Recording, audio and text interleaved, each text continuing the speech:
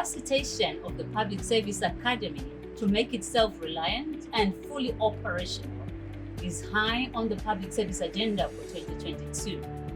Representatives from the Public Service Academy took turns to present their reports on the strides taken and the progress recorded to date.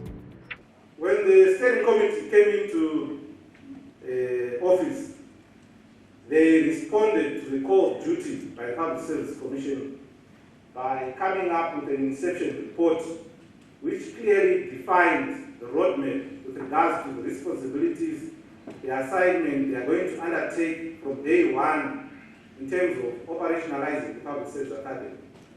And in coming up with this inception report, they came up with 14 major priority areas that have since been adopted by the Commission in terms of operationalization of the Public Service Academy. And for them to be able to kickstart the activities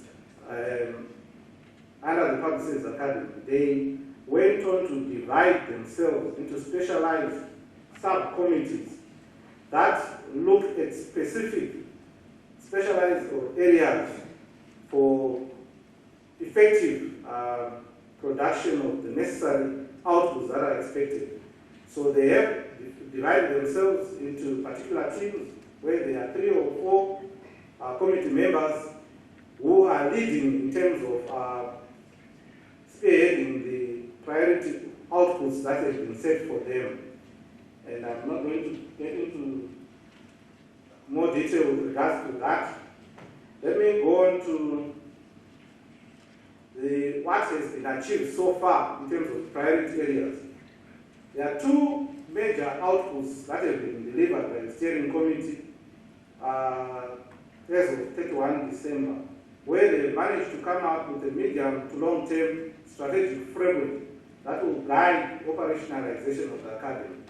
And highlights of this medium to long-term strategic framework brings up the proposed integration model and institutional model that will be adopted for the Public Service Academy, the governance structure, management structure, specialized institutes and campuses that will be feeding into the Academy, programs that should introduce benchmarking of international and regional institutions, best practices, and economic model.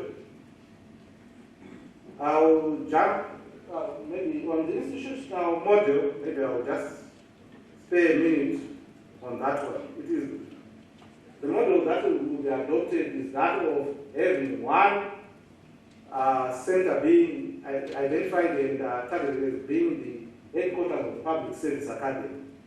As the steering committee has identified ZIPAM, the former ZIPAM, to be to be the headquarters of the Academy, where the other 13 training institutes will be reporting to as campuses of the Public Service Academy. This gives you a picture of the model that has been proposed for adoption by our steering committee. Then, with regards to the governance structure, there shall be an interim board that should be appointed with the concurrence of the Commission and approval of the Commission that will take over from the current interim steering committee and start operationalizing this Academy. This will foresee a situation where the current board of ZIPAM will take a back seat to allow the interim board of the Public Service Academy to take front seat and lead in the operationalization of the Academy.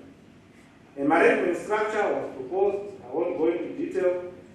We'll share the slides so that you can see the document.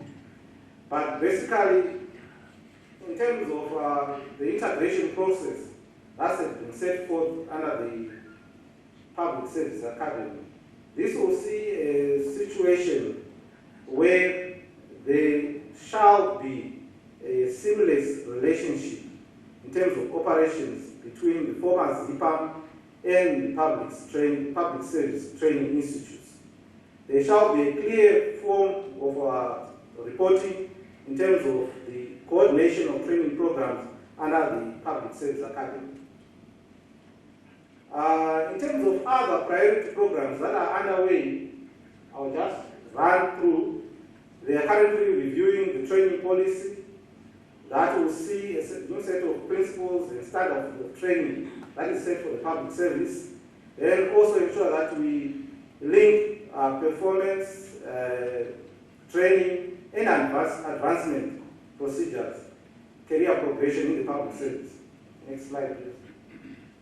In terms of curriculum development, the subcommittee is also working on an assessment and curriculum development framework that is going to be considered by the Public Service Commission. Already, there are 8 modules that have been developed, and currently the steering committee is reviewing such models to see whether the quality is up to standard in terms of not theorizing, but ensuring that they have the practical orientation in terms of delivery.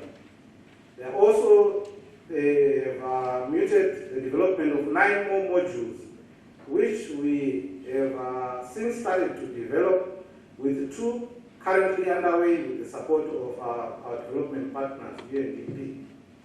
For the PSA team, this workshop was very critical in rendering feedback and showing us the way as to where we should be going, what are the expectations of our bosses, and at what speed we should be cruising.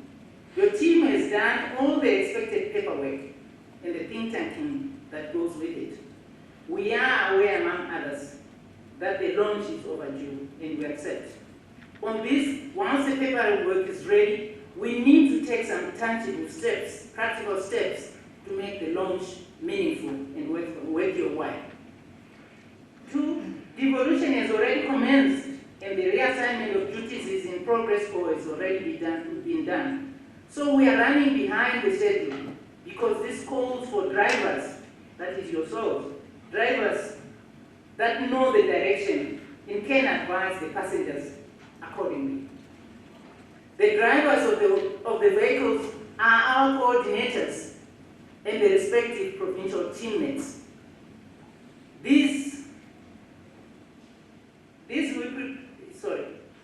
But have we prepared them for this assignment yet? Our short interface with the provincial coordinators yesterday spoke otherwise. In the same process, we have maintenance team at the training institute, which seems not to have had a chance to learn how to service the vehicles that they are driving. All these are immediate functions that the steering committee must attend to. Where still the manufacturers, that is the steering committee itself, does not have the fuel to run such heavy vehicles for long journeys, for that matter. In view of the above, we have to move at breakneck speed to catch up and try to meet your expectations. We have done the required paperwork, yes, but we need a budget with which to undertake some of the services required, such as the ICT network in all training institutions, that will link all training institutions and provincial and district units. That way, if we are running any training, people do not have to travel. They can do this from the comfort of their offices. Therefore, e-learning, as far as we are concerned, is one of the keys to the main doors. We need to be able to facilitate various forms of training at national, provincial, and district level. Everyone has to be able to gather and synthesize material wherever they are. After the presentations, Deputy Chairperson Dr. Nomathemba Ndiweni weighed in with a contribution on how the Public Service Academy could make headway in the face of limited resources.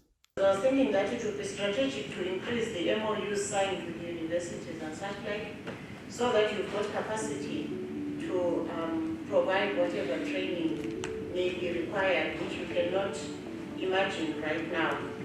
And there is also the issue of utilizing diaspora-based experts With technology, they don't have to be in Zimbabwe. You can use them wherever they are in the world. But that would also need you to reach out, find them, get them to agree. They can be staying there, whether it's Sweden, Norway, or Zanzibar, ready to assist the academy as and when necessary. One of the saddest realities in the public service, which also gravely affects service delivery, is the existence of silos and silo mentality in ministries and agencies. The Academy not only entrenches drastic culture change towards the positive, but also provides an environment that encourages the horizontal flow of information, knowledge, and best practices, which enable whole of government thinking at all levels.